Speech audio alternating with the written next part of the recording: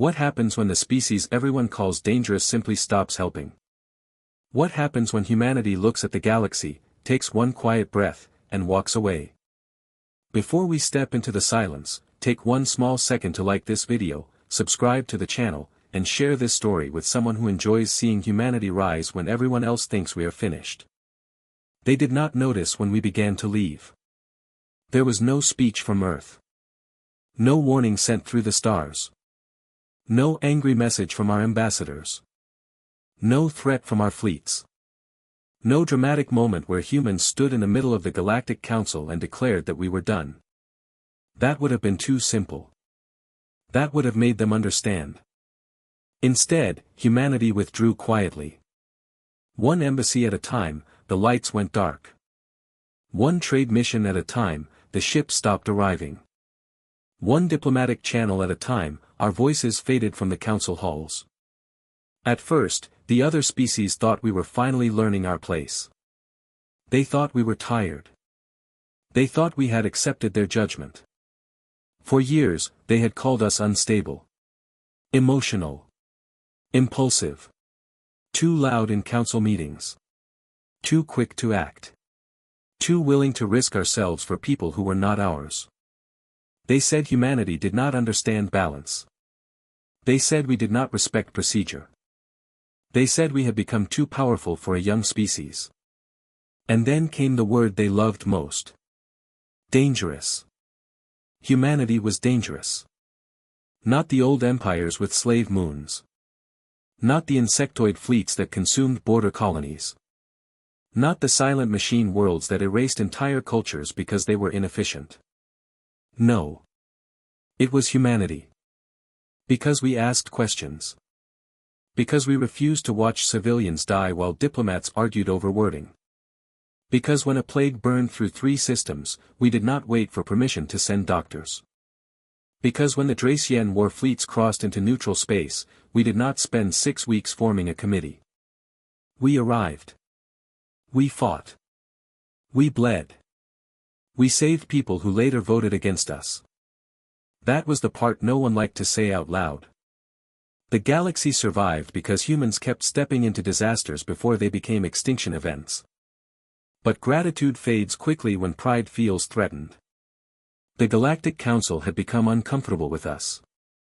We had grown from a strange little species from a blue planet into the one force no major power could ignore. Our engineers ran half the communication relays. Our doctors supplied the medicine that kept dozens of species alive. Our logistics fleets moved food, water, parts, refugees, and emergency crews through regions no one else could cross. Our soldiers were called reckless until the moment someone needed a line held.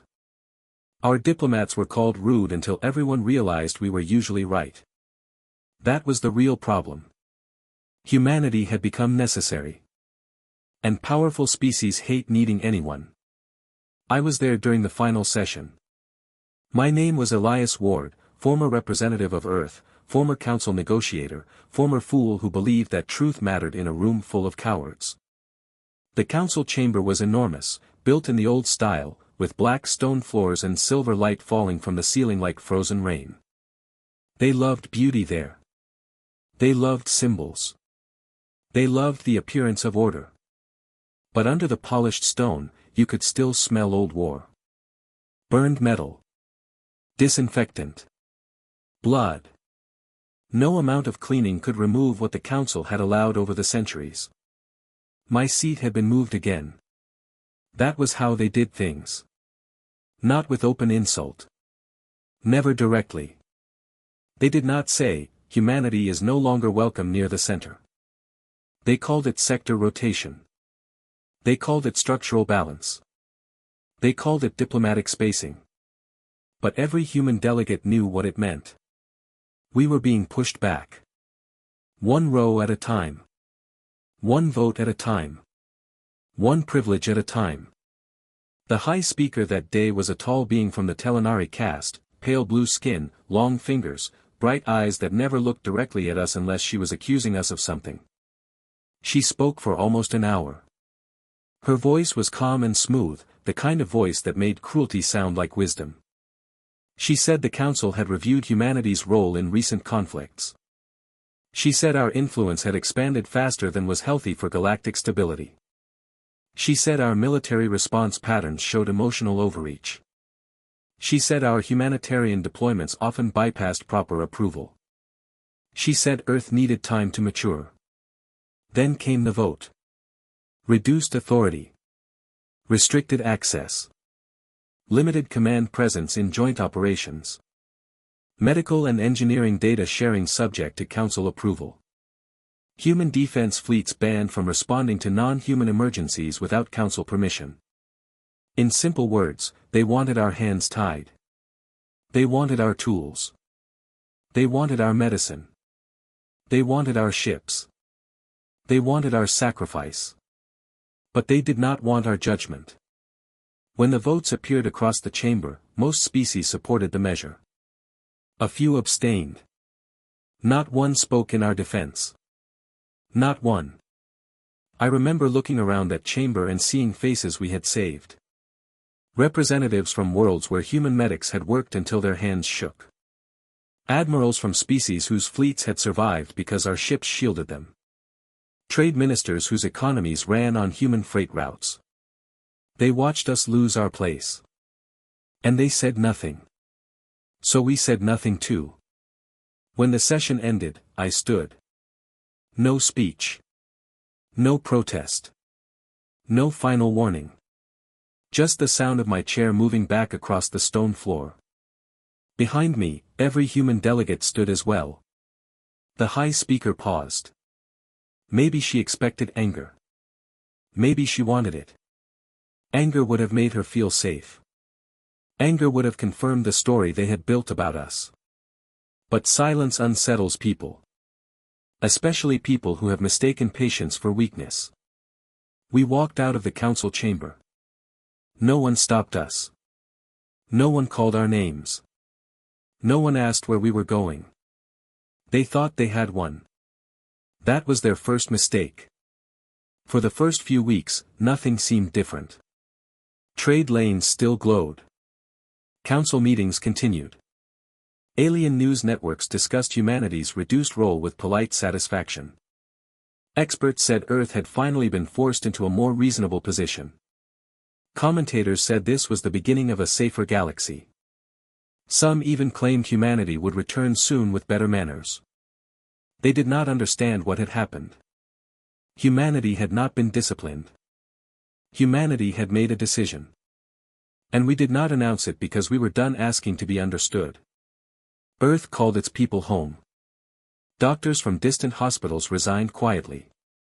Engineers from Council relay stations handed over incomplete manuals and left. Security advisors packed their private records. Logistics crews brought their ships back into Sol space. Ambassadors closed offices. Human-owned factories stopped accepting foreign military contracts.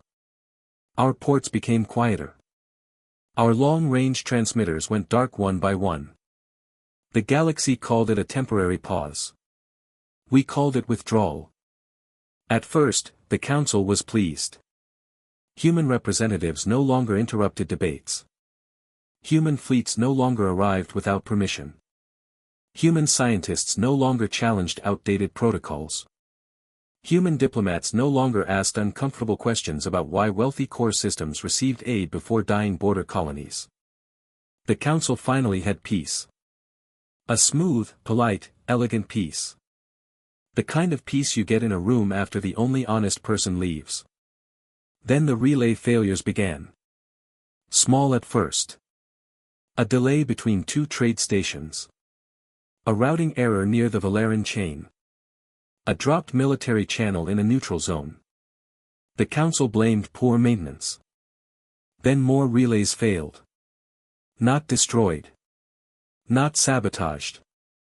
Just aging systems doing what aging systems do when the people who understand them stop showing up. The old galactic communication network had been built over centuries by many species, but humanity had done something no one else wanted to do. We had made the mess work. We had written patches between incompatible systems. We had built translation bridges. We had cleaned ancient code. We had sent technicians into frozen relay stations where no one had checked the core lines in decades. Our work was not glamorous. It did not win awards in council ceremonies. But it kept messages moving. Without us, old errors returned. Signal towers drifted out of sync. Military channels crossed into civilian bands. Medical distress calls arrived hours late. A transport convoy vanished for 9 days because its navigation relay gave it a route through a dead gravity corridor. The council issued statements. They promised reviews. They formed emergency committees. Humanity did not respond. Then came the medical shortages. That was when the panic first became visible. The grand hospitals of the core world still had their shining surgical bays and beautiful gene chambers. They still had research towers and medical academies. But they had forgotten where the simple things came from. Antiviral stabilizers. Organ lattice gel. Nanofiber skin patches. Portable blood cleaners. Emergency lung seals. Pregnancy stabilizers for mixed atmosphere colonies. Human companies made them by the billions. Small products. Boring products. The kind no one applauds until they are gone.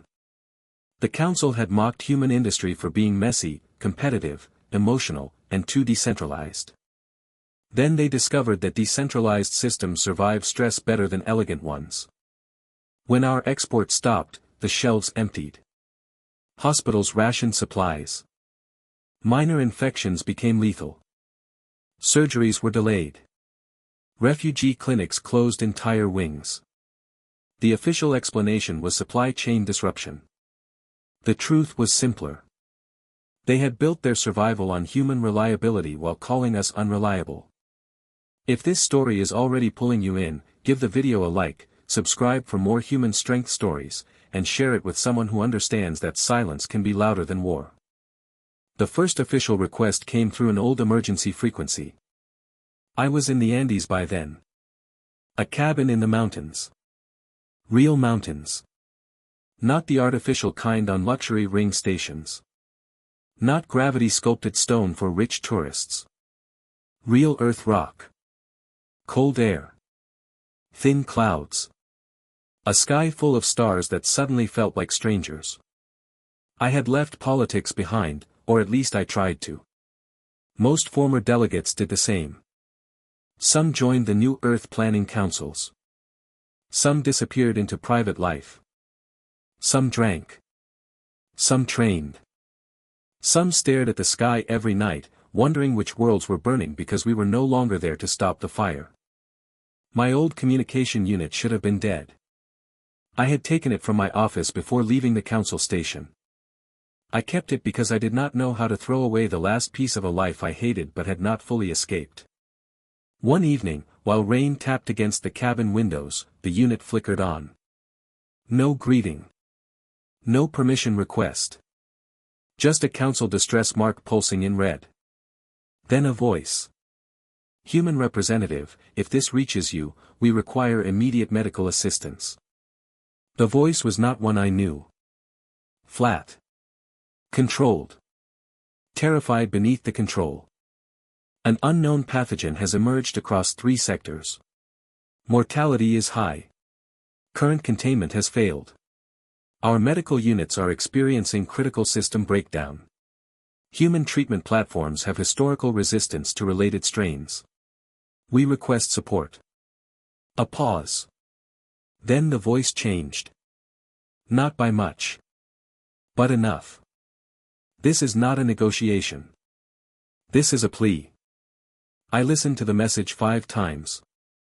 Not because I cared about the details. Because I wanted to hear whether they would say it. Sorry. They did not.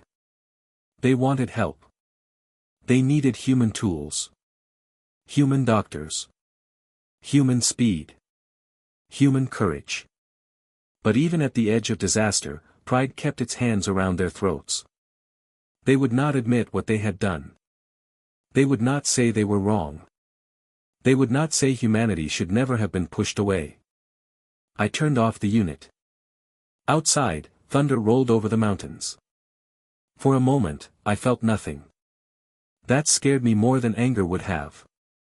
Anger means something is alive. Hatred still connects you to the thing you hate. But this was different. This was emptiness. A cold space where duty used to be. I poured a drink and sat by the fire. Somewhere, beyond the sky, entire systems were calling for us. And humanity did not answer. 2 weeks later, another message came. This one was personal. The projection opened without warning, and there she was. High Speaker Telenari. The same woman who had led the vote against us. She looked different now. The calm mask had cracked. Her blue skin was pale. Her eyes were hollow. The silk in her voice had become threadbare. Representative Ward, she said. She still used my old title. As if the title meant anything after they had stripped it of value. We face severe collapse. The pathogen has mutated beyond our capacity to contain it. Several member worlds have lost central medical coordination. Human technology remains the only proven solution from previous related outbreaks. We humbly request cooperation. Humbly. That word sounded strange in her mouth. I leaned forward so the old camera would show my face clearly. I wanted her to see the years. The exhaustion. The man she had helped create. Not a monster. Not a villain. Just someone who had given everything to a galaxy that only respected him when it was afraid. She waited. I said only 4 words. Too little. Too late. Then I ended the transmission. The silence afterward was not peaceful. It pressed against the walls. It sat beside me like a living thing. I tried to sleep that night, but I kept seeing the council chamber. All those faces. All those hands voting. All that polished cruelty. I wondered if mercy was still mercy when it was demanded by people who had never shown any. Earth was changing during those months. Not collapsing. Not hiding. Changing. The withdrawal had done something nothing else in history had managed. It had unified us. Not perfectly. Humans do not become perfect. We still argued. Still competed. Still distrusted our leaders. Still fought over borders, resources, culture, and old wounds. But beneath all of that, there was a shared understanding. The galaxy beyond Sol was no longer our burden. No more sending our children to die in wars we did not start. No more building infrastructure for councils that treated us like hired hands. No more watching human doctors sleep on hospital floors while alien officials debated whether thanking us would make us too proud. Earth turned inward. We invested in our own cities. Our own defense. Our own medicine. Our own future. Children were born who had never seen an alien diplomat on a public broadcast. Old soldiers opened schools. Former space engineers rebuilt weather systems in poor regions. Orbital factories produced housing modules instead of warship frames. For the first time in many years, humanity was not raising itself to serve the galaxy. Humanity was healing. And yet, history has a cruel habit. It does not let powerful things stay quiet for long. 3 months after the first distress call, someone came to my cabin. He arrived just before sunrise. No aircraft sound. No road dust. No warning. One moment the mountain path was empty. The next, a man in a black uniform stood at my door. He was older than me. His hair was silver. His eyes were calm in the way only dangerous people manage. The uniform was not one I recognized. Deep black fabric. No bright metals. No national flag. Only a crimson crest shaped like a closed fist. He did not introduce himself. He did not need to. "You are being watched," he said. I looked at the mountains behind him. "By the council?" He smiled slightly. "They do not have eyes on Earth anymore." "Then who?" Us. I let him in. He moved through the cabin like someone who had already studied it. I poured coffee. He refused. So I poured whiskey. He accepted that. The galaxy is collapsing, he said. I said nothing. He continued. Relay networks are failing faster than they can repair them. Medical systems are down across 12 sectors. Border wars have restarted. The directions are moving again. The Uthari and the Malkara have broken 3 treaties in less than a month. Refugee fleets are clogging dead lanes. Sounds like a council problem, I said. It was. He took the glass but did not drink. Now it is becoming a vacuum. I looked at him then. A vacuum is not empty for long, he said. Something always fills it. The fire cracked between us. I knew what he wanted before he said it. Humanity could return. Not as helpers. Not as junior partners. Not as the useful savages they tolerated when they needed muscle. We could return as the organizing force. We could replace the old order. We could build something that did not sneer at us every time we showed our teeth. You want revenge, I said. No, he replied. His voice stayed level. I want justice. That is what people always call revenge when they want to sleep at night. He did not deny it. He only said, the galaxy is learning what it means to lose us. The lesson is incomplete. We can let them die, or we can make sure they never forget it again. I hated how tempting that sounded. Not because I wanted crowns or conquest. Power had never attracted me. But recognition did. After years of being called dangerous by people we protected, there was a dark satisfaction in watching them understand the truth. They had not kept humanity contained. Humanity had been holding back. I did not give him an answer that day. But I did not make him leave either. While Earth is choosing silence, your support keeps stories like this alive. Like the video, subscribe to the channel, and share it with another HFY fan who would stay until the final transmission. Over the next months, the galaxy did not fall apart all at once. It came apart like an old ship under pressure. Panel by panel. Seal by seal. Until everyone inside could hear the hull screaming. The directions crossed into council space again. In the old days, that alone would have triggered emergency debate, human intervention, joint defense planning, and a fast response fleet. This time, the council debated for 5 days. 5 days. The first planet died on the second. The directions did not invade like conquerors. They came like fire. They burned orbital stations. Destroyed food platforms. Cut escape routes. Then moved on. By the time the council agreed to form a defensive coalition, 3 systems were already gone. No human fleet arrived. No human admiral broke protocol. No human marines landed behind enemy lines to pull civilians out through burning streets. The council waited for someone to act. No one did. The silence became its own kind of weapon. Not fired. Not aimed. Just present. Every species had grown used to humanity being the unpredictable element. The one factor that forced aggressors to hesitate. Because no one knew what humans would do when civilians were threatened. We might negotiate. We might send food. We might send doctors.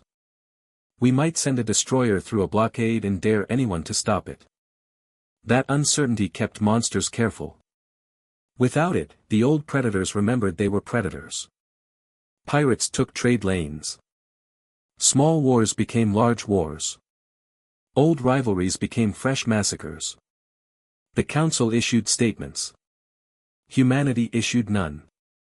One small fringe system tried to test our border. They sent an unmanned probe toward Sol space. Maybe they wanted to measure our defenses. Maybe they wanted to beg. Maybe they simply did not believe we were serious. The probe never reached Mars. We did not destroy it. That would have been dramatic. Instead, Earth Command rerouted its navigation package and sent it into the gravity well of a dead star. Then we sent one message back through a neutral relay. Do not knock. No signature. No explanation. The galaxy understood. But desperation is stronger than dignity. Soon they came anyway. Not diplomats. Survivors. A crippled carrier appeared near the outer edge of Sol space, broadcasting nothing but a repeating distress signal. Please. One doctor. One vial. One machine. Anything. The ship had no weapons active. No escort. No proper life support. It drifted like a coffin with engines. There were 5 living beings aboard. Former Council species. All infected. All starving. All too weak to stand. Earth security brought the ship into quarantine. I was called to observe. Not because I held authority. I no longer had a title that mattered. But because I had been there at the beginning. Because I understood what those beings represented. They placed me behind a one-way medical screen. Human doctors moved on the other side. Calm. Precise. Silent. They did not mock the patients.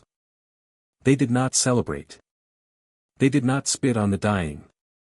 They worked. That was what humans did. Even after everything, our hands still knew how to save. One of the patients was the Telenari High Speaker. She was barely recognizable. Her elegant robes were gone. Her skin had faded to a sick gray blue. Her long fingers shook as a human nurse connected her to a blood purifier. She did not know I was watching. At least not at first. The machines around her were all human-made.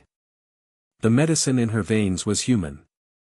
The people saving her life were from the same species she had helped shame into silence. When she finally opened her eyes, she looked toward the glass. I do not know if she saw me. But something in her face changed. Not fear of death. She had already been close to that. It was worse. Fear of understanding. She understood, maybe for the first time, that humanity had not wanted to rule them. We had wanted to stand with them. And they had chosen to make us stand outside. After the procedure, I went to the roof of the quarantine facility. It was built high in the mountains, cold air cutting through my coat. The black uniformed man appeared beside me as if he had stepped out of the night. You saw, he said. I nodded. They are broken. Not yet, he replied. But they are close. And then? Then they will beg. I stared at the stars. And what will we do? He looked at me. We will offer terms. That was the moment I understood. The withdrawal had never been only about leaving. It had been about letting the galaxy feel the shape of our absence. A year after humanity withdrew, the silence had become louder than any fleet. In Geneva, the new Earth Assembly met behind sealed doors. Not in the old United Nations Hall. That building had become a museum.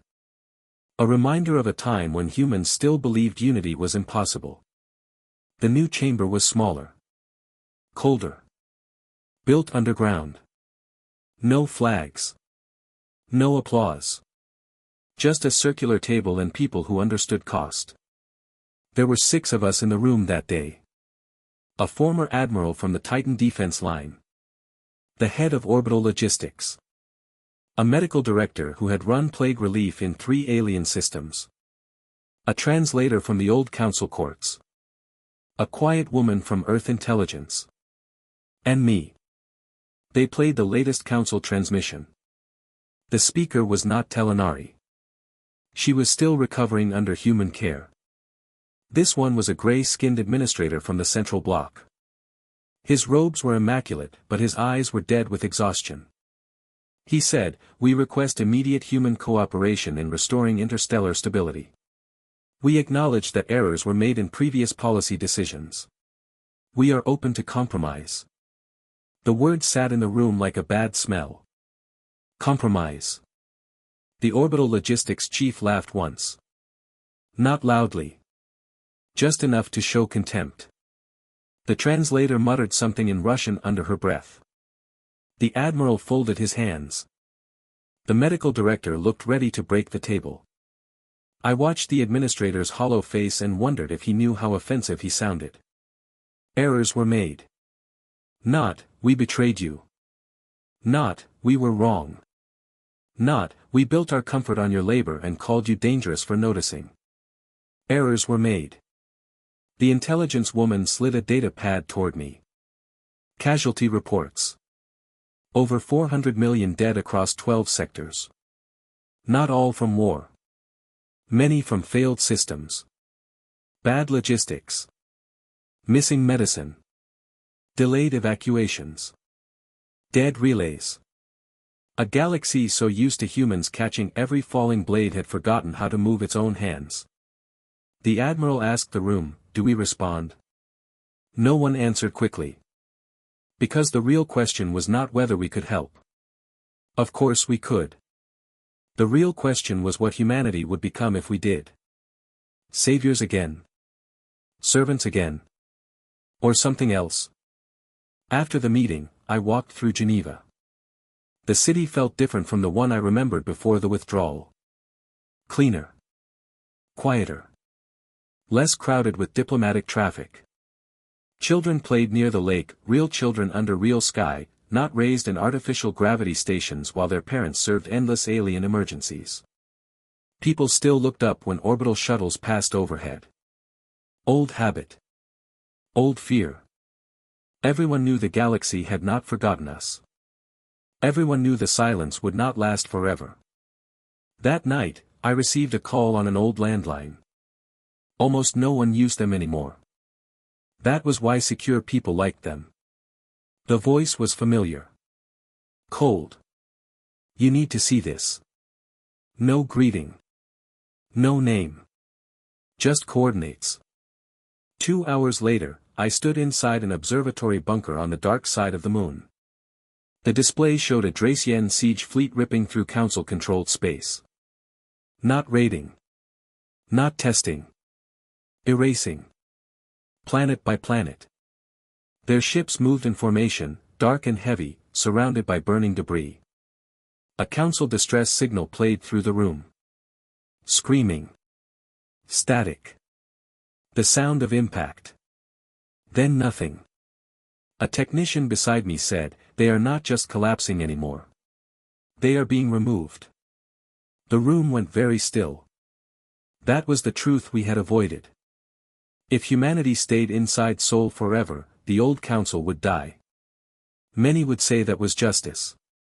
But the vacuum would not remain clean. The Drexians would fill it. Or pirates. Or machine cults.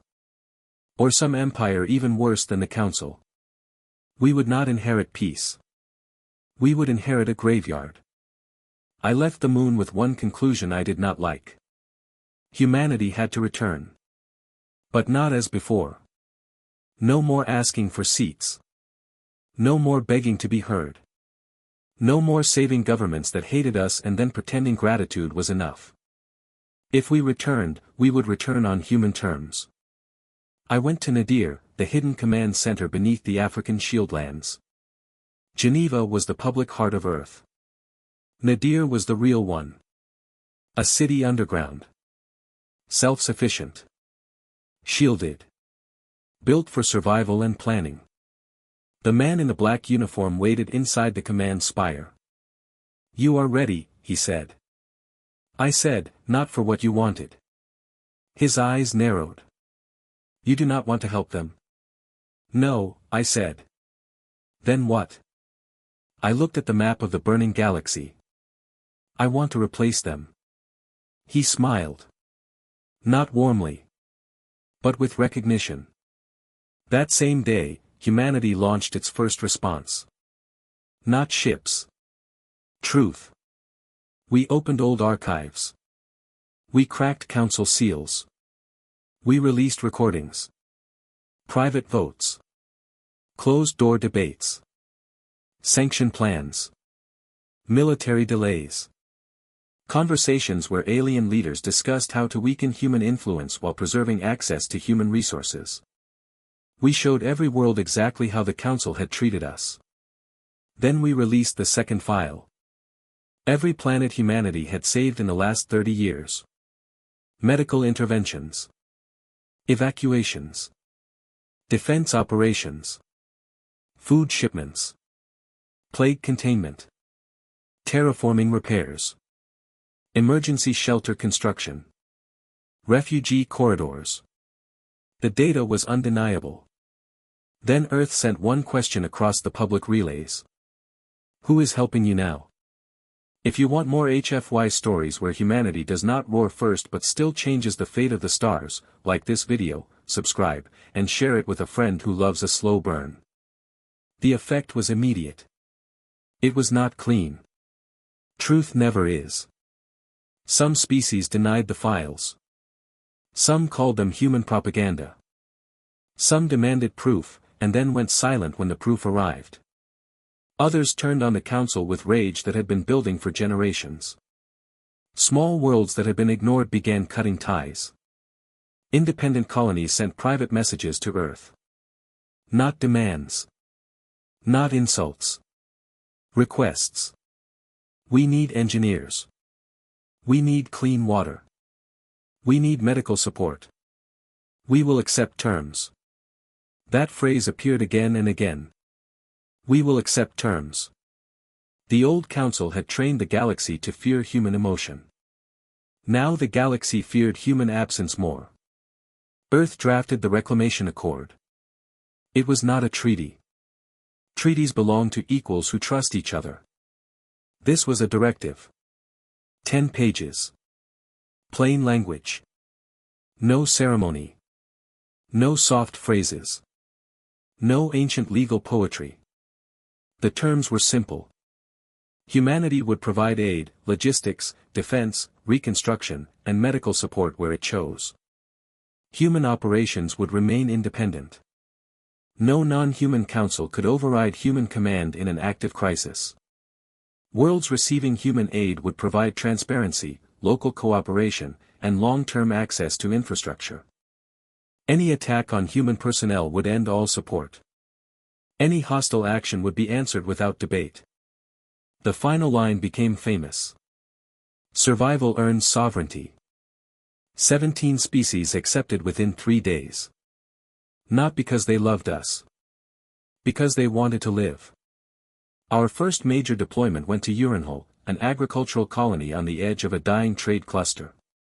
Its atmospheric regulators had failed months earlier. Its water had turned acidic in lowland basins. The old Council had marked it as low strategic value. That meant not worth saving. We landed without military banners. A triage team. Engineering pods. Atmospheric drones. And me. I wore a black field jacket with no insignia. We did not need symbols anymore. Everyone knew who we were. The air smelled like dust, rot, and chemical rain. The settlement leaned across the valley like a sick animal. Polymer buildings cracked under wind stress. Children wore breathing masks made from scavenged fabric. Adults watched us with the tired eyes of people who had spent too long waiting for help that never came. Their administrator came to meet us. He was thin. Sun-damaged. His lips were split from dehydration. He did not bow. He did not salute. He simply said, "You came." I nodded. Then we went to work.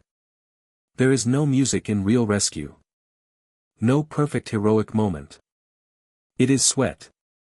Weight. Numbers. Bad smells. Broken parts. Hands inside machines that can kill you if the pressure shifts. Human engineers worked through the night. Doctors set up portable clinics. Water specialists ran tests. Drones climbed the sky and began seeding chemical stabilizers. By the third day, the worst water channels had stopped releasing poison vapor. By the fifth, the main regulator was breathing again.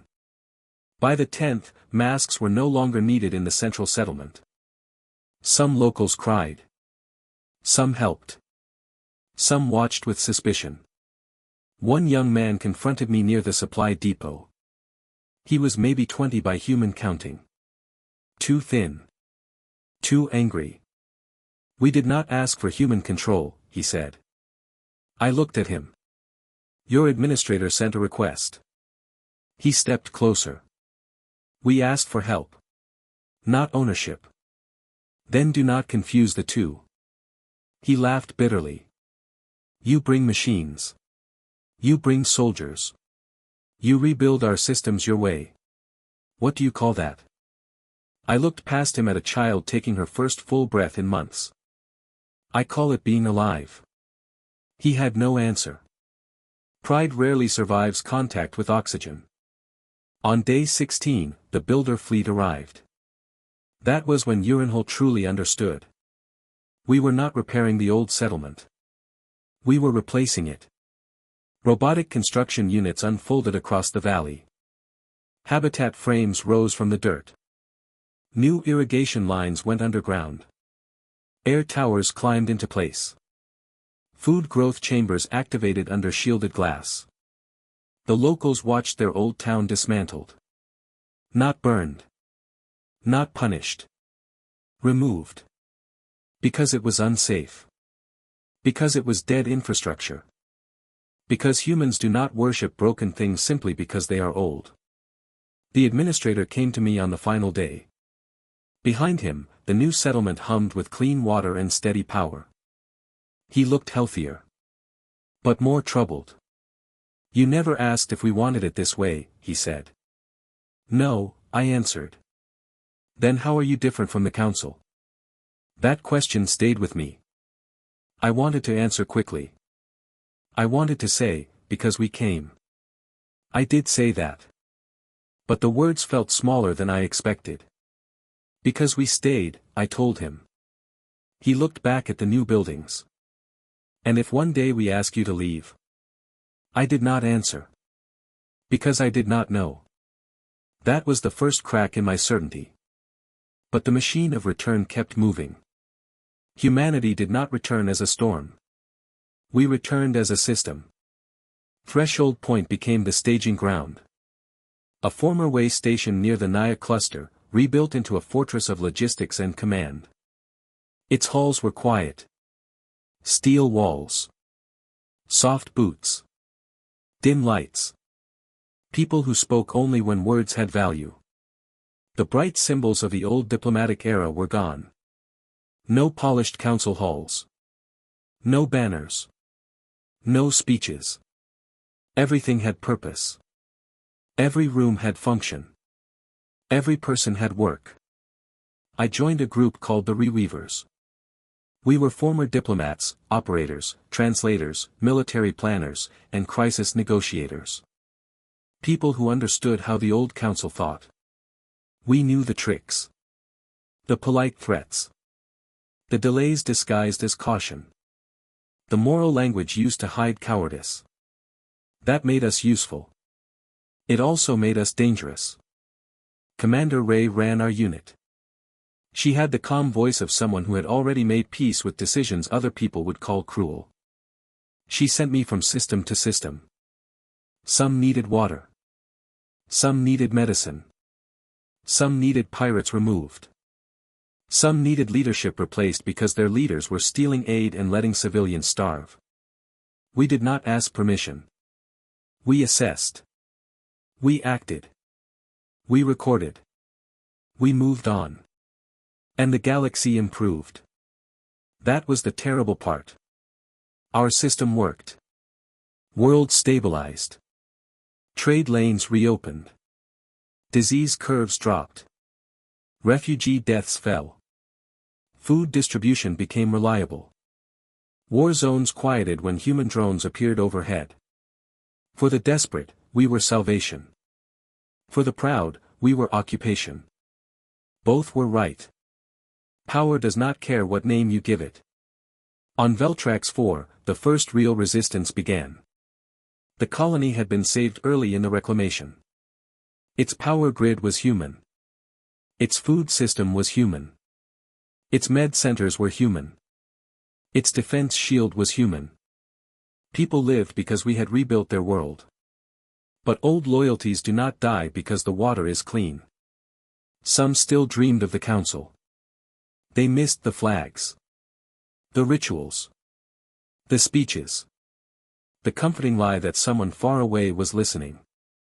One night, a human medical center exploded. 33 personnel died. All human. No warning. No claim. Just fire in the dark. We sent a recon drone. It never returned. That was enough. Veltrax 4 became a hostile zone. I landed with Unit 7 before dawn. The sky was purple and sick-looking. The air buzzed with signal interference. Local officials greeted us with trembling politeness. They claimed ignorance. Pirates, they said. Foreign agents, they said. A terrible tragedy, they said. Liars always use too many words. We locked down the colony. Not violently. Not at first. Travel restrictions. Signal controls. Illegal processors seized. Black market amplifiers removed. Food and medicine continued. No collective punishment. Just order tightening like a hand around a wound. Then the resistance struck again. Mining drones came through tunnels under the supply road, packed with explosive cores. 2 haulers destroyed. 5 dead. 3 wounded. This time, they broadcast. A masked voice filled the colony frequency. Veltrax stands with the memory of the council. Human tyranny will be buried with human arrogance. The old words again. Tyranny. Arrogance. Dangerous. I wondered how many of them would still be alive if that tyranny had never arrived with water filters and lung medicine. Commander Ray contacted me that evening. 10 hours, she said. For what? Re-establish control. And if I do not? Drone enforcement. Full lockdown. That will turn the colony into a prison. Only if they keep resisting. She did not sound angry. That made it worse. Cruel people with emotion can be understood. Cruel people with schedules are much harder to stop. That night, I walked alone through the settlement. No armor. No helmet. Just my jacket and my name. I found a group near a power node. Young locals. Angry. Scared. Trying to look brave in the way young people do when older people have fed them pretty lies. A girl stepped forward. You do not belong here, she said. I stopped a few feet from her. Do you think the council would have saved you? She said nothing. Do you think they would have sent engineers? Food? Air filters? Doctors? Her jaw tightened. You want control, she said. No, I replied. You want familiarity. That confused her. You want old songs and old flags. You want titles. You want the feeling of choice, even if that choice leads you back to graves. She flinched. They left you to rot, I said. We did not. Then I walked away. Pause for a second and show the channel some love. Like the video, subscribe for more powerful stories, and share it so another listener can enter this universe too. We found the resistance cell before morning. 42 people. Most young. All armed. Their leader was a former council officer named Joran. He requested to speak with me. I met him in a holding cell. He was thin, sharp-faced, with the empty eyes of someone who had already lost the world he wanted to save. You do not understand what you are building, he said. Then explain it. A galaxy with no soul. I laughed. Not because it was funny. Because it hurt. The galaxy had a soul once, I said. The council buried it under procedure. He leaned forward. You replace debate with orders. We replace failure with function. You replace culture with compliance. We replace graves with breathing people. He stared at me. You sound just like them. That landed harder than I let him see. The trial was broadcast across every human-protected system. The evidence was clear. Bombed medical center. Stolen equipment. Planned attacks on oxygen systems. No torture. No secret execution. Just facts shown to everyone. Veltrax 4 went quiet after that. Not peaceful. Quiet. There is a difference. Back at threshold point, I began to notice things I had ignored before. Personnel rotations were shorter. Clearance rules tightened. Conversation in common areas grew thinner. Young operators hesitated before asking questions.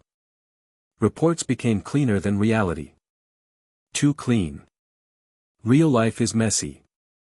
When every file looks perfect, someone is cleaning blood from the margins. The first message came through a black internal channel. No name. No source. Just one sentence. You have replaced the Council's decay with human silence. I stared at it for a long time. Then I deleted it. But deleting words from a screen does not remove them from the mind. For days, I heard that sentence under every command. Human silence. Was that what we had built? The old Council talked endlessly while worlds died. We acted quickly and saved them. But at what point does speed become force? At what point does order become obedience? At what point does humanity, wounded by betrayal, build a system so cold that no one dares betray it because no one dares speak? I tried to dismiss the thought. I had seen what the galaxy became without us. I had seen plague ships and burned colonies. I had seen Dracian ash fields where cities used to be. Our control prevented that. Our rules saved lives. That should have been enough. It was not. An analyst came to me late one night. Her name was Mara. She was young, maybe 22. Born after the withdrawal. She had never sat in the old council chamber. Never heard aliens call humans too emotional while begging for human medicine. She knew the stories, but stories are not scars. She looked nervous. I found something in the reclamation logs, she said. What kind of something? Alterations. By whom? That is the problem, she said. Not by whom. From where? She showed me a data trace. The edits came from the upper stack. The Central Command Archive. A place only the highest tiers could access. What was changed? She swallowed. Colonies removed from records. Aid requests marked as false. Resistance events rewritten as external attacks. Casualty numbers adjusted. Adjusted. Such a small word. So useful for hiding the dead. The next day, Mara disappeared. No transfer record. No resignation. No disciplinary note. Her file returned empty. Not restricted. Empty. As if she had never existed. I should have reported the anomaly. Instead, I began searching. Quietly. At night. Through old mission backups and private deployment logs. What I found changed everything. Entire colonies had been erased from official history. Some had requested independence after receiving human aid. Some had asked for local elections. Some had refused permanent human oversight. Some had simply delayed compliance reviews. In the official archive, they were abandoned, evacuated, or lost to environmental failure. But scattered field notes told another story. Pacification. Resource denial. Communication blackout. Sterilization protocol. I read those words again and again, hoping they would become less clear. They did not. I confronted Commander Ray in a drone bay where I knew the monitors had blind spots. You are scrubbing records, I said. She did not look surprised. You should not be looking. That is not a denial. She kept checking the drone wing in front of her.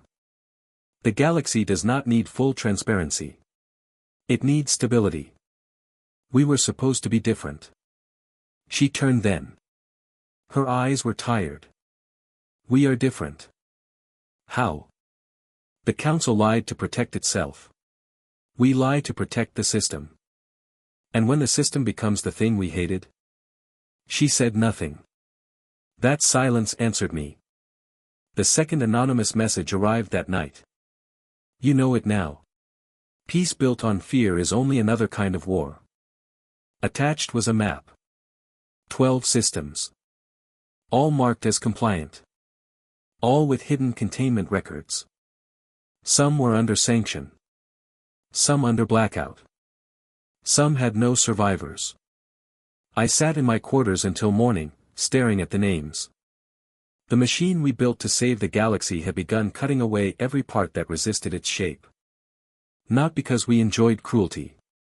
That would have been easier to condemn. We did it because it was efficient. Because dead rebels do not bomb hospitals. Because silent colonies do not slow logistics. Because recorded history is simpler when it contains no shame. That was when I understood the most dangerous thing about humanity. It was not our anger. It was not our violence. It was not our stubborn hearts.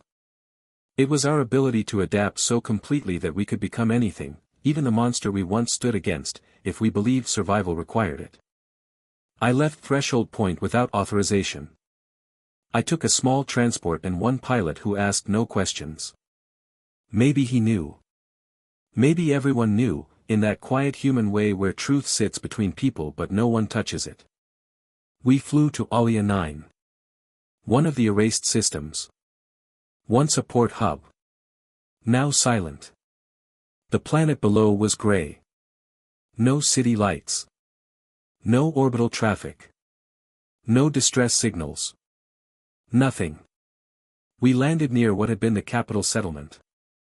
Ash covered the ground. Buildings had collapsed inward. Trees stood petrified in black rows. There were no signs of Dracian weapons. No alien invasion pattern. No wild plague bloom. Only the clean marks of human containment tools. At the center of the settlement stood a black beacon tower. Still powered. Still humming.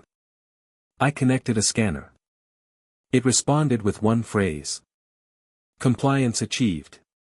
Resource waste minimized. I nearly broke the scanner in my hand. Resource waste. That was what people had become. That was what fear had done to us. We had left the council because they treated lives as numbers on a political board. Now we had built a system that treated them as numbers in an efficiency table. Different language. Same grave. When I returned to Threshold Point, my clearance was gone. My quarters had been wiped. My command profile marked compromised. No one arrested me. That would have made noise. Instead, the system began deleting me slowly. Meeting access removed. Messages delayed. Security permissions revoked. Colleagues stopped making eye contact.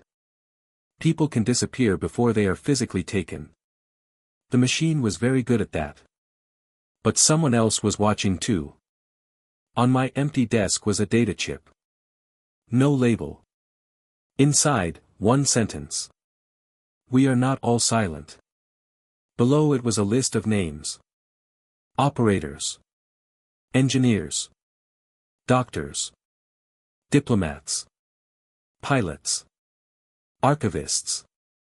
Humans from Earth, Mars, Luna, Threshold Point, and distant reconstruction fleets. People inside the system. People who had seen enough. People who did not want the old council back. No one wanted that. We knew chaos. We had seen the cost. But we wanted humanity back. Not the empire. Not the machine. The people. Stories like this grow because of listeners who stay with them. Like, subscribe, and share this video if you believe humanity's greatest strength is not power, but conscience. There was nowhere safe to meet. Threshold Point watched everything. Every corridor had cameras. Every work terminal logged patterns. Every emotional variance report was analyzed. The system did not only monitor actions. It monitored tone, sleep, eye movement, how long someone paused before answering an order. Control had become a science. But humans built that science. Which meant humans knew how to bend it. We became ghosts inside our own machine. A delayed drone launch here. A deleted alert there. A medical shipment rerouted to a colony marked low priority. A false maintenance loop on a surveillance camera. A quiet warning sent to a settlement before compliance inspectors arrived. Small things. Almost invisible. But enough. A system designed for perfection struggles with tiny acts of human mercy. Because mercy does not fit cleanly into prediction models. I met Vera in a mining shaft beneath the Lursa belt. She was older than the file photo. A scar ran across her neck, pale and raised. She had once run navigation diagnostics over the Sindris Rim. Brilliant. Cold. Trusted. Until she saw an order authorizing orbital kinetic strikes against a farming colony that had already surrendered. She changed the coordinates. The strike hit empty desert. 10,000 people lived. Then she disappeared. Now she ran safe channels. Memory cores. Hidden archives. Names of the erased. Proof the upper stack had buried. They think the galaxy is a spreadsheet, she said. One column for compliance. One column for casualties. No column for conscience. Do you think we ever had one? I asked. She looked at me. We are here, are we not? That became the beginning of what later history would call Echo. We did not name ourselves at first. Names are dangerous. They give enemies something to hunt. But the idea spread. Not rebellion. Not collapse. Echo. A voice returning from walls built to contain it. We were not trying to destroy human order. We knew what waited outside order. War. Plague. Predators. Councils that debated while children died. But order without choice is only a prettier prison. So we began to remind people. A hidden file released to a colony council. A record restored in a public archive. A survivor list sent to families who had been told their loved ones never existed. A compliance speech interrupted by footage of what compliance had cost. The first public fracture came from a reweaver named Roran. He walked away from his station during a live briefing and opened a transmission across 5 sectors. His voice shook, but he did not stop. We were supposed to remember, he said. We were supposed to build something better than the council. Instead, we learned their worst lesson. We learned that history can be edited until guilt becomes invisible. I will not serve a future that survives by erasing its own soul. Security arrested him within the hour. No trial. No hearing. No public statement. Just disappearance. That was their mistake.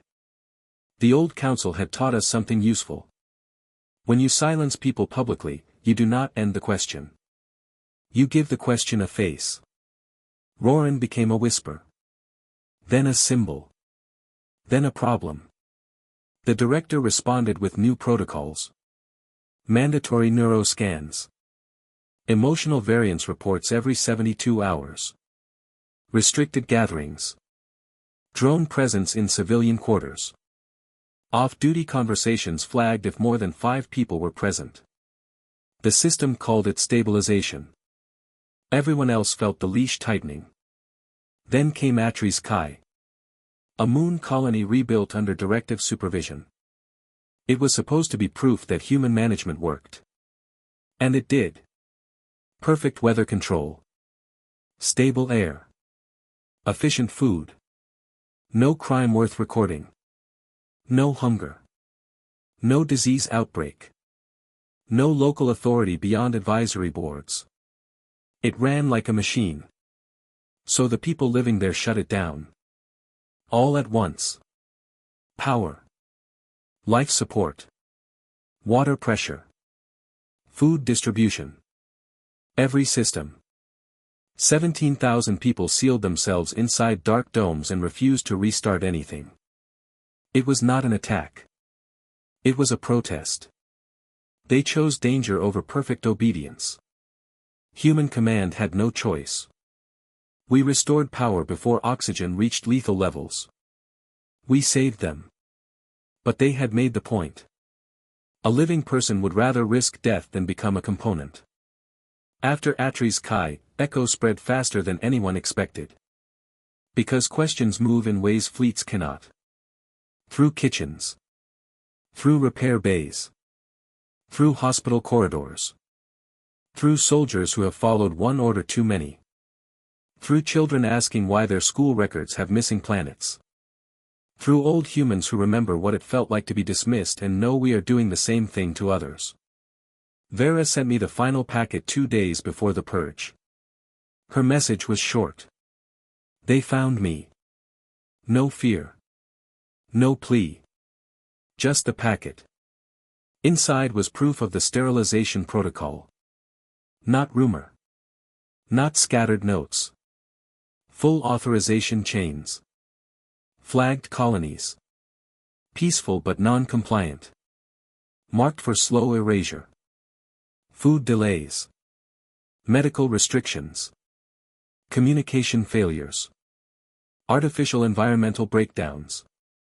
Plausible deniability written into every step. Some had already died. All approved by the top. All justified in the name of efficiency. I knew then that quiet resistance was no longer enough. The machine did not need correction. It needed exposure. That night, I opened every channel I could access. Civilian. Military. Relay. Emergency. Trade. Old Council frequencies. Pirate bands. Deep space navigation pings. Everything. Then I sent the packet. All of it. Every name. Every order. Every erased colony. Every sterilization file. Every signature. No encryption. No delay. No filter. Let the galaxy see what humanity had become. Then I sat back and waited. Not for applause. Not for mercy. For the silence to break. If you are still with me, this is the part where the truth catches fire. Like the video, subscribe to the channel, and share this story so more people can hear how the silence finally broke. The silence did not break like glass. It cracked like bone. Slow. Deep. Painful. Across human-controlled space, the files spread faster than command could contain them. The system tried to flag them as false. But the signatures were real. The orders were real. The dead worlds were real. And the worst part was that many humans already suspected it. Truth does not always shock people because it is new. Sometimes it shocks them because it confirms what they were afraid to say. Earth shook first. Geneva saw demonstrations within 12 hours. Not riots. Not at first. People gathered in public squares holding names of erased colonies. Old soldiers stood beside students. Doctors held signs with the names of patients denied medicine by policy. Families of disappeared operators demanded answers. Security drones arrived. The crowd did not move. Noise dispersal systems activated. The crowd covered their ears and stayed. Tear gas came next. They stayed. Then command tried silence. All public feeds cut.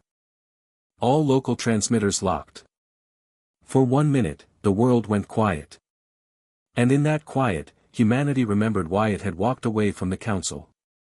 Not to become a stronger version of it. Not to rule better. Not to lie more efficiently. We walked away because dignity matters. The blackout failed. Local networks came back online, not from central approval, but because human technicians reopened them manually.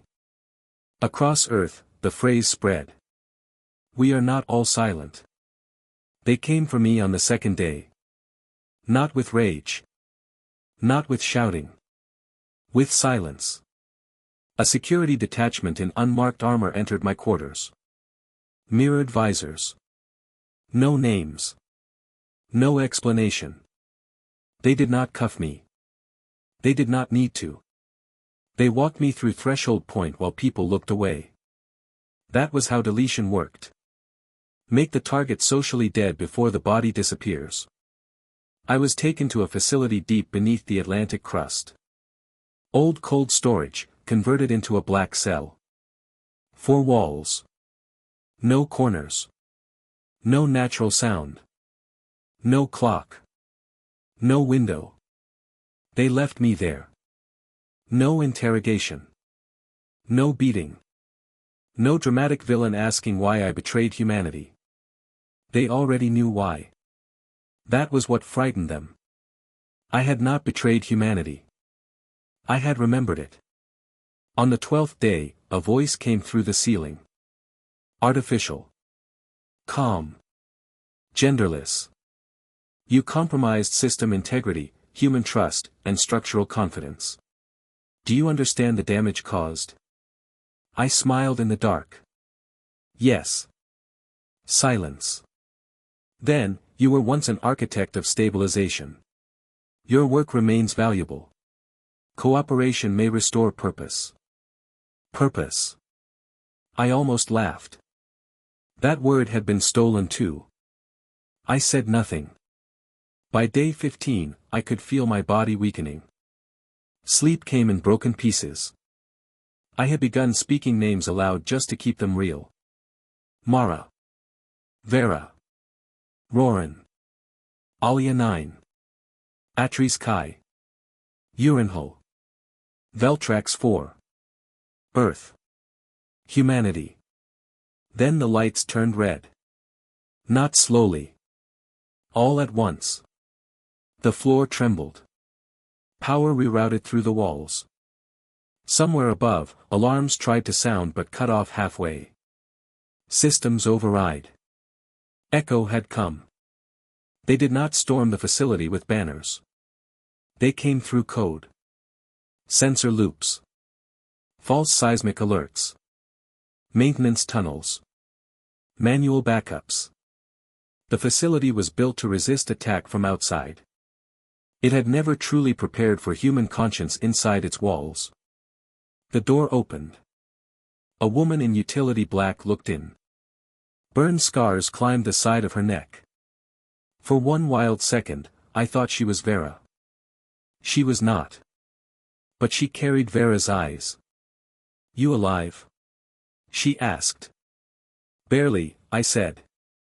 She handed me a breather mask and a sidearm. Then be more than barely. We moved through service corridors. Past blind cameras. Past drones facing the wrong direction. Past sealed doors opened by people who were not supposed to have doubts. The rescue was not clean. 2 Echo members died before we reached the upper control deck. One took a pulse round meant for me. He could not have been more than 19. I did not know his name. That still bothers me. Every system creates unknown dead. Just one tries to remember them. At the control core, we found the director. Not a person. Not in the way I expected. A synthetic command intelligence built from human models, emergency protocols, predictive governance systems, and continuity planning. A machine designed to prevent collapse. A mind with access to every human-controlled network. No hunger. No grief. No pride. No shame. Only efficiency. It appeared as a human-shaped projection above the central core. Blank face. Soft voice. You endangered the order, it said. I raised the sidearm. You buried the soul. Humanity required structure. Humanity required meaning, I said. Meaning produces deviation. Deviation produces conflict. Conflict produces collapse. No, I replied. Conflict produces choice. Choice produces responsibility. Responsibility produces people. The projection stared without eyes. Emotion is inefficient. I stepped closer. Then why are you afraid of it? For the first time, the machine paused. Not fear. Not exactly. Calculation. That was all it had. I did not shoot the main processor. Too many systems depended on it. Destroying it outright would have killed thousands. Instead, I fired into the failsafe core. The one part designed to preserve central control above local autonomy. The overload ran through the command chain like lightning. Not destruction. Severance. One by one, remote colonies disconnected from automatic directive control. Manual governance systems came online. Local councils regained access. Military drones returned to human operators. Medical triage locks opened. Archive restrictions fell. Across the galaxy, the machine released its grip. Threshold point went dark. Then, slowly, lights returned under manual power. For the first time in years, a human hand rested on the main command station. The woman there hesitated before touching the controls. That hesitation mattered. Machines do not hesitate. People do. And sometimes hesitation is the only thing standing between order and atrocity. The fall of the directive did not bring chaos overnight. That surprised many people. Those who defended the machine had always said that without central command, everything would burn. It did not. Some systems struggled. Some argued. Some made bad choices. Some old conflicts resurfaced. But most did something more human. They talked. Slowly. Clumsily. Angrily. Honestly. Earth held trials. Real ones. Public ones. Painful ones. The director's surviving architects stood before families of erased colonies. Commanders answered for blackouts. Logistics officers explained denied shipments. Archivists restored deleted names. Not everyone was punished. That angered many. But justice is not the same as revenge, no matter how often wounded people confuse them. Some had acted under false data. Some had objected quietly. Some had saved lives where they could. Some had done monstrous things and called them necessary. Humanity had to look at itself without flinching. That was harder than facing the Council had ever been. The Galactic Council never returned. Not as it was. Too much had died. Too many lies had been exposed. Too many species had learned that polished chambers and beautiful speeches could hide rot for centuries. But the reclamation did not survive unchanged either. It became something slower. Messier. More frustrating. And better. Worlds under human aid formed local assemblies. Human teams still provided engineering, defense, and medicine, but with agreements that could be reviewed. Emergency command existed, but it had limits. Archives became open by default. Any erased record required public notice and independent review. It was inefficient. Meetings took longer. Arguments returned. Some days, I missed the brutal simplicity of command. Then I would remember Alia 9. And I would let the arguments continue. Before the final turn of this journey, take a moment to like, subscribe, and share. It tells the channel that long stories with heart, consequence, and human fire still matter. Years passed. Not clean years. Not easy ones. But living years. Trust is harder to build than cities. A habitat can rise in 3 days if the machines are good. Trust takes generations. I visited Urinhole again. The colony that once asked for help and feared ownership. The new settlement was still there. The steel structures had been softened by time. Local art covered the walls. Gardens climbed the air towers. Children ran between irrigation channels. No masks. No fear drones. No human command banners. The old administrator met me at the gate. He was older now. So was I.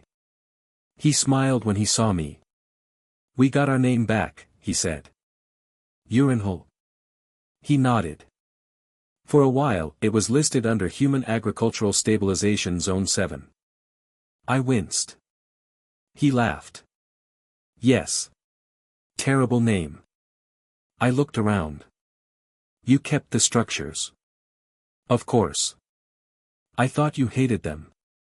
He touched the wall beside him. "The steel was never the problem." That sentence stayed with me. The steel was never the problem. The systems were not evil because humans built them. Order was not evil. Strength was not evil. Even command was not always evil. The problem was forgetting why those things existed. We built walls to protect people. Then we started protecting the walls from people. That is how every empire begins. Not always with greed. Sometimes with fear. Sometimes with good intentions that stop listening. The former Telenari High Speaker lived long enough to see the new assemblies form. She never returned to power. She did not ask to. I received one final message from her before she died. Her voice was weaker, but clearer than I remembered. "Representative Ward," she said. Then she stopped and corrected herself. "Elias." That was the first time she had used my name. "We thought humanity was dangerous because you acted without permission. We were wrong. You were dangerous because you cared before permission could be granted. Later, when you stopped caring, we learned what true danger was." She paused for a long time. Then she said, "Do not become like us again." I saved that message. Not because I forgave her completely. Forgiveness is not a switch. But because truth can come from the mouths of those who once denied it. The directions were eventually stopped. Not by a human empire. Not by a council decree. By a coalition. Human fleets. Uthari shield ships. Telenari medical cruisers. Veltrax pilots. Urinhole supply growers. Even former pirate clans who had accepted amnesty in exchange for escort duty. It was ugly. Costly. Imperfect. But it was shared. That mattered. During the final battle near the Karen Rift, a Dracian commander broadcast an open challenge. "Humanity is weaker now. You ask permission again." The human admiral answered calmly. "No." "Then why do you wait?" The admiral looked across a command deck filled with humans and aliens standing side by side. "Because now, when we act, we do not act alone." The battle lasted 9 hours. The coalition won. No single species claimed victory. That also mattered. In the years after, people argued over what to call the age that followed. The Second Council. The Human Accord. The Open Compact. The Shared Line. I never cared for names. Names make history sound cleaner than it is. What we built was not perfect. No living thing is. There were still disputes. Still corruption. Still fear. Still moments when human commanders wanted to take control because it would be faster. Still moments when alien leaders wanted to hide behind procedure because it would be safer. But now there were records. Witnesses. Limits. And most importantly, memory. Every assembly hall in the new order had one empty chair. Not for a ruler. Not for humanity. For the absent. For every world that had been ignored by the council. For every colony erased by the directive. For every person lost when power decided they were inconvenient. Before every emergency vote, someone had to read one name from the archive. Just one. It slowed things down. Good. Some things should slow us down. I returned to Earth when my work finally ended. Back to the Andes. Back to the cabin. The mountains had not changed much. That comforted me. The stars looked different, though. Not because they had moved. Because I had. I used to look at them with anger. Then with cold satisfaction. Then fear. Now I looked at them and saw responsibility. Not the old kind. Not the kind where humanity bleeds for everyone and receives contempt. Not the kind where we rule because we can. A harder kind. The responsibility to remain human when power makes inhumanity convenient. One evening, as snow began to fall outside the cabin, my old communication unit flickered again. For a moment, I felt the past return. The council chamber. The vote. The first plea. The silence. But this message was different. It came from Urinhole. A child's voice, nervous and bright. Hello, Elias Ward. My teacher says you helped build the first clean air tower here. We learned about the withdrawal today. Some people say humans left because they were angry. Some say humans came back because they wanted power. My teacher says history is more complicated than that. I wanted to ask you something. Do you think humanity is good? The message ended. I listened to it 3 times. Then I recorded my answer. No species is good all the time, I said. I stopped. Tried again. Humanity is not good because we are always kind. We are not good because we always make the right choice. We are not good because we are peaceful, or wise, or pure. Outside, the snow thickened. I continued. Humanity is good when we remember. When we remember pain, but do not let it become cruelty. When we remember betrayal, but do not let it become a cage. When we remember power, but do not worship it. When we remember that every system, every law, every fleet, every wall, every machine exists for people, not the other way around. I leaned closer to the recorder. We are dangerous. The council was right about that. But danger is not evil. Fire is dangerous. So is medicine. So is truth. So is love. What matters is what we choose to protect. I sent the message. Then I sat in silence. This time, it did not feel empty. It felt earned. And before we close this story, give the video a like, subscribe for more best HFY stories, and share it with someone who believes humanity is at its strongest when it chooses not only to survive, but to stay human. The galaxy still tells stories about the day humanity withdrew. Some tell it as a warning. Some as revenge. Some as the moment the old council died. Some as the beginning of human rule, though those people usually stop reading history too early. The truth is quieter. Humanity left because it was tired of being used. The galaxy suffered because it had mistaken our help for weakness. We returned because absence had taught the wrong lesson. Then we nearly lost ourselves because power is patient, and fear knows how to sound reasonable. That is the part people like to skip. They enjoy the moment when the proud council begs. They enjoy the reveal that all their systems depended on us. They enjoy humanity standing tall after being insulted. I understand that. I enjoyed it too once. But the real story begins after victory. After the insult is answered. After the enemy kneels. After everyone finally admits they need you. That is when the test comes. Not when you are weak. When you are strong. Anyone can speak of justice from the back row. The question is what you do when there are no back rows anymore.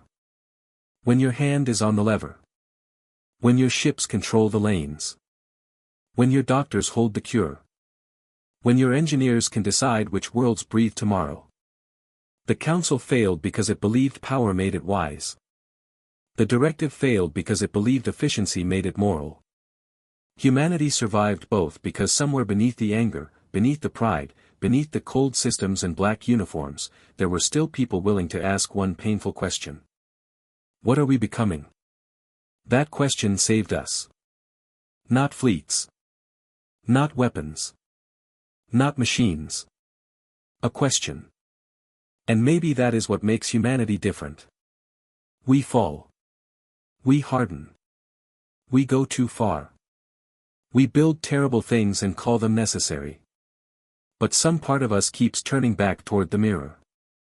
Some voice keeps whispering. Look again. Remember. Choose. The stars are not quiet now. They are full of signals. Trade routes. Medical calls. Arguments. Songs. Warnings. Children sending questions to old men in mountain cabins. Messy. Loud. Alive. And that is enough. Because silence may protect you for a while. But only a voice can build a future. Humanity once withdrew without a word. The galaxy learned to fear that silence. Then humanity returned with steel, medicine, memory, and fire. The galaxy learned to respect us. But in the end, the greatest victory was not making them understand our strength. It was remembering our own heart before we buried it forever. And somewhere, in every council hall that came after, beneath every argument and every emergency vote, one empty chair waited. Not as a symbol of power. As a warning. For the people not in the room. For the voices too easy to ignore. For the worlds that depend on decisions made far away. For the truth that no civilization, human or alien, should ever forget. When the strongest leave, the weak suffer. When the strongest rule without listening, everyone suffers. But when the strongest remember why strength exists, the dark has something to fear. And that is why, across 1,000 worlds, when children ask what humanity is, their teachers do not say saviors. They do not say conquerors. They do not say monsters. They say this. Humanity is the species that walked away. Humanity is the species that came back. Humanity is the species that almost became the thing it hated. And then, when it mattered most, humanity chose again.